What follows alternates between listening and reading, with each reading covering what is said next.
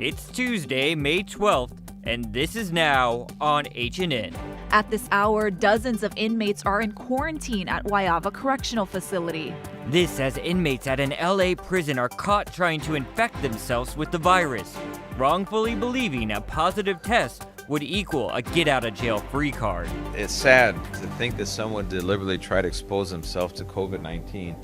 One of the nation's top health experts warned more deaths could come if states open too quickly. I'm Skylar Henry on Capitol Hill after experts testified remotely about the government's response to the coronavirus. There is a real risk that you will trigger an outbreak that you may not be able to control. An investigation reveals that counterfeit masks are reaching frontline healthcare workers in the U.S. These stories plus some Oahu malls are gearing up to reopen in just days. Coming up on This Is Now.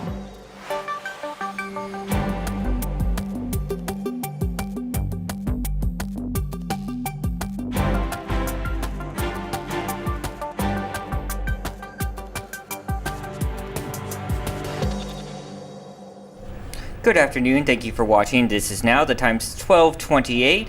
I'm Jonathan, your director-producer, alongside Ashley here. We want to get started with those latest numbers from the Department of Health. Health officials are reporting just one new COVID-19 case today, a patient on Oahu, bringing the statewide total to 635.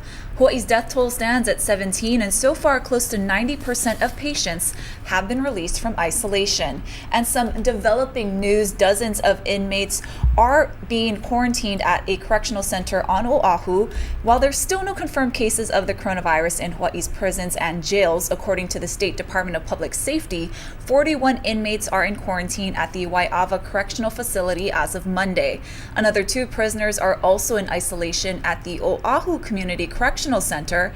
Of the 21 tests that have been completed, results for 2 of those are pending. Hundreds of inmates were released over the past 2 months to prevent the spread of the virus, but critics say the releases are putting dangerous individuals back into the community. Meanwhile, inmates at an LA County jail tried to infect themselves with the coronavirus using masks and sharing water. Within 2 weeks, dozens of prisoners tested positive. CBS's Laura Podesta reports. Watch closely in the surveillance video as inmates work to infect themselves with the coronavirus. The LA County Sheriff says the man to the right of your screen is carrying a water bottle, which he passes to another man who takes a sip. The bottle is set down momentarily, then picked up by the initial carrier and passed to a different inmate who also takes a swig. It's sad to think that someone deliberately tried to expose himself to COVID-19. Another part of the video shows inmates sharing a styrofoam cup and passing a mask around, sniffing it. Sheriff Alex Villanueva says within 2 weeks of these videos being recorded, 30 inmates tested positive. Somehow there was some mistaken belief among the inmate population that if they tested positive that there was a way to force our hand and somehow release more inmates out of our jail environment. The Sheriff's Department released more than 5,000 inmates recently to create more social distancing, but they had to meet certain qualifications, including being within 60 days of their regular release date. Nationwide, jails and prisons have become hotspots. More than 25,000 inmates have been infected, and an estimated 350 have died, according to a tally by UCLA Law. This woman says she didn't get to say goodbye to her 67-year-old brother who was being held at this correctional facility in Hartsville, Tennessee. No one contacted me, ever, until he was dying. In the LA County case, no inmates have died, and none have admitted to the scheme to infect themselves. Laura Podesta, CBS News. Counterfeit face masks that provide inadequate COVID-19 protection have been distributed to frontline healthcare workers across the country. An Associated Press investigation has tracked the masks to a U.S. certified factory in China where legitimate medical masks are made. Adding to the confusion, millions of masks now considered inadequate for medical protection entered the country and are now in use because of the federal government's relaxed standards. Meanwhile, state and local governments, hospitals, private caregivers, and charitable organizations have spent hundreds of millions of dollars on the flawed products. Before the pandemic, N95 masks sold for about 60 cents each. Today, they're priced as high as $6 a piece.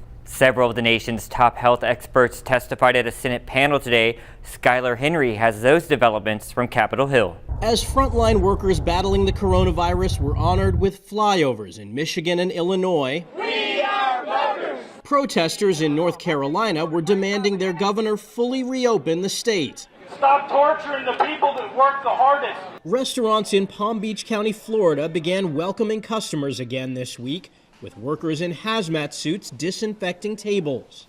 It's such a great feeling to be able to come in and socialize. New York Governor Andrew Cuomo says part of the hard-hit state will be reopening Friday. We're turning the reopening valve and we're starting to reopen. But we're calibrating it and we're monitoring it. But the governor says New York City hasn't met the guidelines yet to reopen. And the mayor says restrictions on gatherings and non-essential businesses will likely continue until June at the earliest. We are really concerned. New York City has more than 50 cases of an illness attacking children, possibly linked to COVID-19. Persistent fever, rash, abdominal pain, vomiting, and if you see any combination, especially be concerned. Nursing homes in New York and New Jersey have been hit especially hard by the virus. We must remember that we are not out of the woods yet.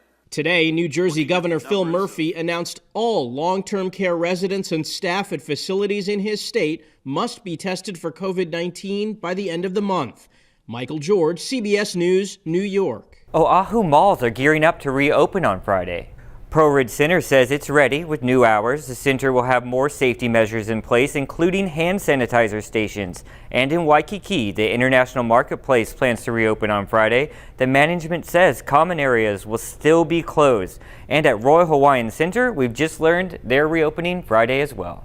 Governor Ige's cautious approach to reopening the economy drew harsh warnings from the business and government leaders advising him. One of their concerns is the possibility of riots. The general who Ige appointed as incident commander of the state's response to the pandemic said he was frustrated when leaders failed this weekend to come up with a schedule for reopening the economy. And he said if nothing changes, there could be violence. General Kenneth Hara told other members of the House Select Committee on COVID-19 that state leaders have to accept the risk of some new infections as a trade-off for opening the economy. All agreed the public needs to see a reopening plan now.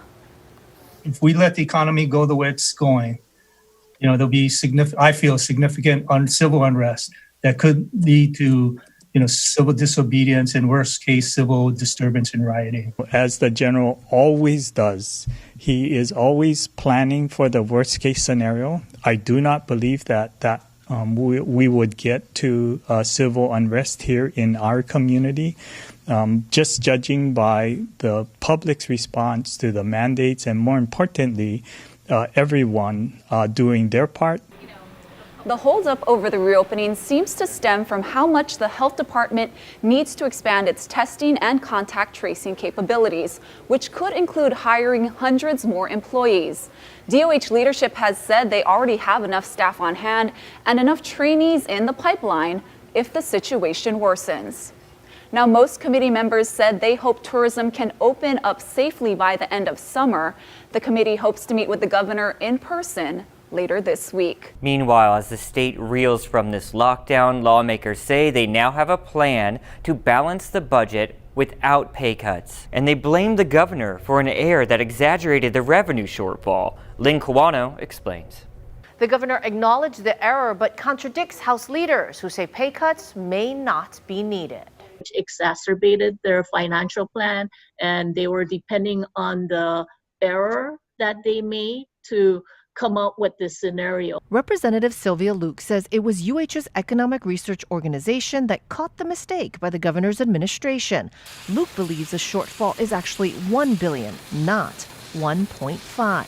And lawmakers say filling a $1 billion gap can be done using the rainy day fund, $395 million, plus more than $285 million left over from this year after emergency spending restrictions.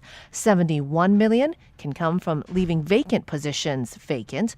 Lawmakers also say there are ways to borrow money for construction and from the feds, and not start new programs. It's clear this plan was put together without input from the governor. Is sort of forced the governor's hand, so he has no choice but to accept this legislative package and really offering what I think is a pretty sensible policy package. The governor made it clear he is not backing this budget plan yet. Instead, he warned lawmakers should leave any decisions about cutbacks to him. I'm Lynn Kawano, Hawaii News Now.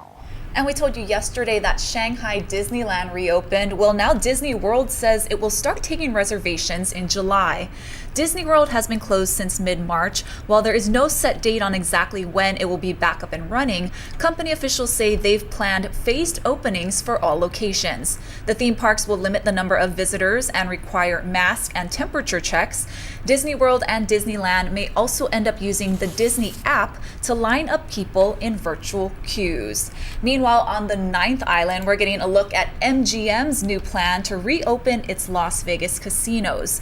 MGM is in the process of installing a 7-point safety plan for reopening.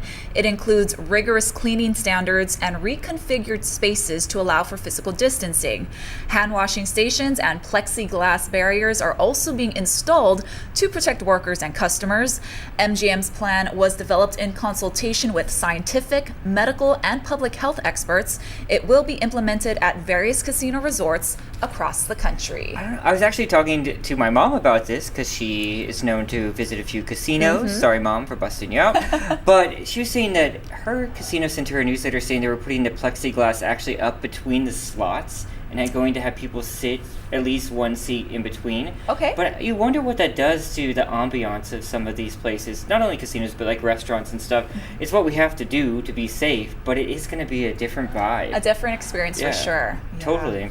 All right. We're going to switch gears just for a moment because I wanted to show this video. Check this out, folks. A private research company has recorded the wreckage of the USS Nevada about 3 miles deep. This isn't even that far from here. It's about 75 miles off the south shore of Oahu. Wow. Yeah, the ship was distinguished and had a good service record. It fought battles at Pearl Harbor, Japan, Europe, and even survived target practice of atomic bombs in the South Pacific after it was done with service. The location was roughly unknown, but this is believed to be the first video here of it since it was deliberately sunk when it was part of that target practice back in 1948. And look, you can still make out some of the wording on the side, some corals taking form there, but you can definitely make out parts of the ship. I love when they find this stuff. 3 miles deep, wow. The history is so cool, really, really cool. And we posted that story on our H&N digital platforms, so check it out. It's on Facebook as well. Going to talk about our checking in segment right now. We got Jim Mendoza talking to a Big Island teen who has a very fascinating, interesting, and inspiring project. So your mushrooms are probably going to soak up most of the butter. Big Island teenager Kamahao Ocean Kanekoa wants to be a chef like his dad. He's won awards for his cooking. I did the 2019 Cake in the Kitchen food and wine competition. I got first place in that. To help small farms in Waimea and Waikoloa hurt by the economic downturn, the 14-year-old started an online market called Paina by Ocean. I just wanted to make sure that they could still move their product and they could still have some business, so they wouldn't have to go out of business and stop and start laying off their workers. The Kanekoa family fills the orders and staffs the pickup sites. Each pack costs about $25. The money goes back to the farmers and ranchers. During the first week, our goal was to sell 25 paina bags, and that first week we ended up selling 100. The following week, that grew to 200 paina bags. So now I'm just gonna chop some parsley. Kamahao also produces cooking videos for his website. Our videos usually are based around a couple of products that we'll have in the bag that week. So thank you for everything you've done. His online market began as an 8-week project to help farmers survive the effects of the coronavirus pandemic, but it may continue. And I think with Kamahao, his main mission is to teach everyone, where your food comes from and how important that is. Kamahao is an 8th grader. He hopes his actions motivate others to take action. Even if it's just a little thing, helping a little bit of people, that's better than not helping anybody. So that's what I think. Jim Mendoza, Hawaii News Now. Well, that was a positive story, Yeah. but how about some more? Good medicine, folks.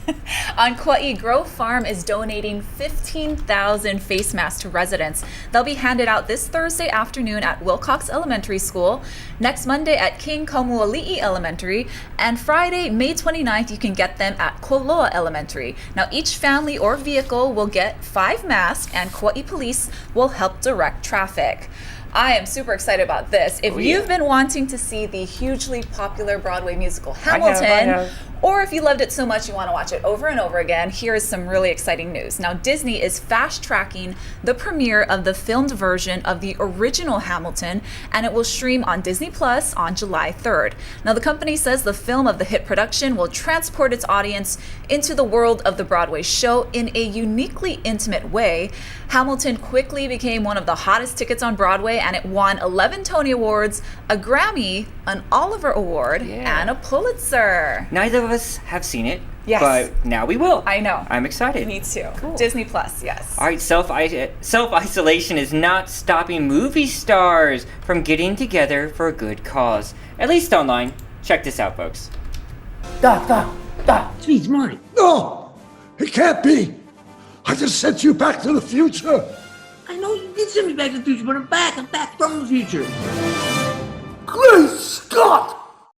1.21 gigawatts! Yeah, guys, that's Josh Gad's latest online movie reunion, Back to the Future. As you saw, Michael J. Fox, Christopher Lloyd, Leah Thompson, and more of the trilogy got together for this video conference call. Even musician Huey Lewis got into it. Super cool. I love that soundtrack. I'm not gonna sing it, don't classic. worry. I won't sing it. It's to support humanitarian relief and Project Hope. So that's why they did all this. Very cool, though. Very, very, very cool. I like these reunions that we're seeing more and more of. Same. The Office just did one. I know, and Parks and Recreation. So those are all some of my favorites. I am a huge Back to the Future fan.